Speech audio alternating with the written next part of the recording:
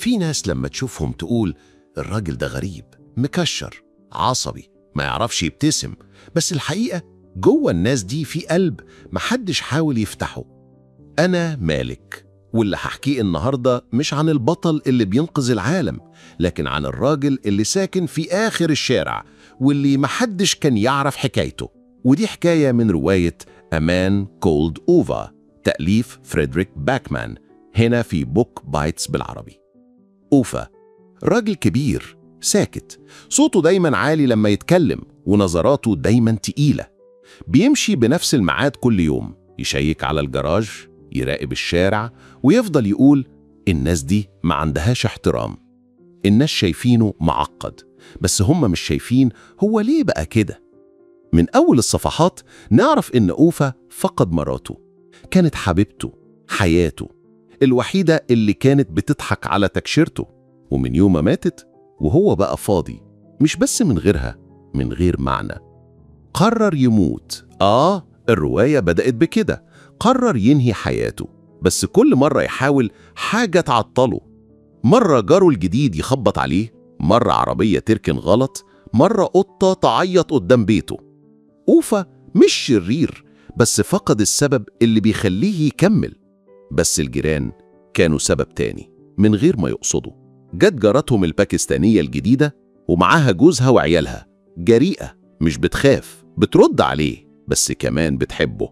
كل يوم حاجة تحصل، كل يوم حد يحتاج أوفا. مشكلة في السخان ينزل يصلح، ولد يتضايق يوصله المدرسة، قطة تايهة يربيها. شوية شوية الحياة رجعت تدخل البيت من غير ما ياخد باله. الرواية دي مش دراما، دي إنسان عن واحد اتكسر، بس كل تفصيلة حواليه كانت بتلمه تاني. وأوفا كان كل ما يساعد حد بيفك حتة من العقدة اللي جواه. فيه مشهد مؤثر جدا لما أوفا يلاقي البنت الصغيرة قاعدة قدامه، تبصله وتقوله انت طيب، بس بتخبي ده. هو معرفش يرد، بس عينه دمعت. الرواية مش بتضحكك بس، بتخليك تحس إن ورا كل وش ناشف في حكاية، ورا كل كشرة في خساير كتير. وفي الآخر أوفا ما ماتش، مش لأنه ما حاولش، لكن لأنه اتنسى يحاول، بقى مشغول بالحياة، بالحاجة اللي افتكر إنها خلصت. وأكتر حاجة وجعت لما عرفنا إن حتى أوفا كان بيحب أكتر من أي حد، بس ما كانش بيعرف يقول.